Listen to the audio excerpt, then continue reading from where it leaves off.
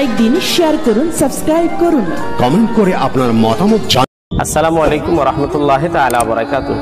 নাহমাদুহু ওয়া নুসাল্লি আলা রাসূলিহিল কারীম, আম্মা বাদ। মুহতারাম শ্রোতা ও দর্শক, যে যেখানে আছেন আশা করি আল্লাহর রহমতে ভালো আছেন। আমিও আলহামদুলিল্লাহ আপনাদের দোয়ায় আল্লাহর রহমতে ভালো আছি। আপনাদের সুস্বাস্থ্য কামনা করে আপনাদের জিজ্ঞাসার জবাব দেওয়ার জন্য কোরআন সুন্নাহ ভিত্তিক চেষ্টা করব, মা তাওফিক ইল্লা বিল্লাহ। এক ভাই জনাব এমডি আরাফাত হুসাইন, তিনি প্রশ্ন করেছেন, হযরত আসসালামু আলাইকুম ওয়া রাহমাতুল্লাহ। জি, ওয়া আলাইকুম আসসালাম ওয়া রাহমাতুল্লাহি ওয়া বারাকাতুহু। হযরত সহবাসের ক্ষেত্রে কন্ডম ব্যবহার করা যাবে কি? জন্ম নিয়ন্ত্রণ করা যাবে কি? সাহাবাগণ বা নবীজির আমলে তা পাওয়া যায়? না পাওয়া গেলে শরীয়তে আর কি হুকুম? কেউ কেউ বলে থাকে সেটা নাকি শয়তানের কাজ। এই মর্মে আমাদেরকে জানাবেন, আমরা কৃতজ্ঞ হব। মোহতারাম ভাই, অত্যন্ত গুরুত্বপূর্ণ একটি প্রশ্ন করেছেন। এই ব্যাপারে কোরআন এবং সুন্নাহর আলোকে যেই কথাটি আমি আপনাদের সম্মুখে বলতে চাচ্ছি, যে ডাক্তার যদি এ ব্যাপারে কোনো স্বাস্থ্যের ক্ষতি হওয়ার কথা না বলে, তাহলে এতে কোনো অসুবিধা নেই, করা যেতে পারে।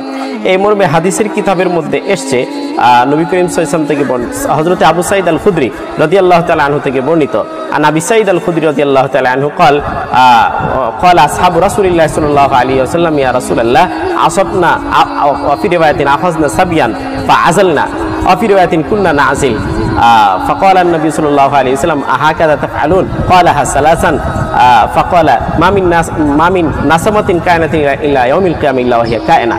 তো এই হাদিসের মর্ম অনুবাদ হচ্ছে, আবু সাঈদ আল খুদরি রাদিয়াল্লাহু তাআলা আনহু থেকে বর্ণিত, তিনি বলেন যে আমরা নবী করিম সাল্লাল্লাহু আলাইহি ওয়াসাল্লামের কাছে গেলাম, গিয়ে বললাম, ইয়া রাসূলুল্লাহ, আমরা তো রণাঙ্গনে সেখানে অনেক দাসীবাদী আমরা সেখানে পাই, এবং আমরা সেখানে সঙ্গমকালে আমরা আসল করি, যাকে বীর্য প্রত্যাখ্যান বলা হয়। তো এটা আমাদের জন্য বৈধ হবে কিনা? নবী করিম সাল্লাল্লাহু আলাইহি ওয়াসাল্লাম তখন উত্তর দিয়ে বললেন যে, দেখো, এমন কোনো প্রাণ যেটা কিয়ামত পর্যন্ত আল্লাহ রাব্বুল আলামিন আশার লিস্টে রেখেছেন, সেটা আসবে।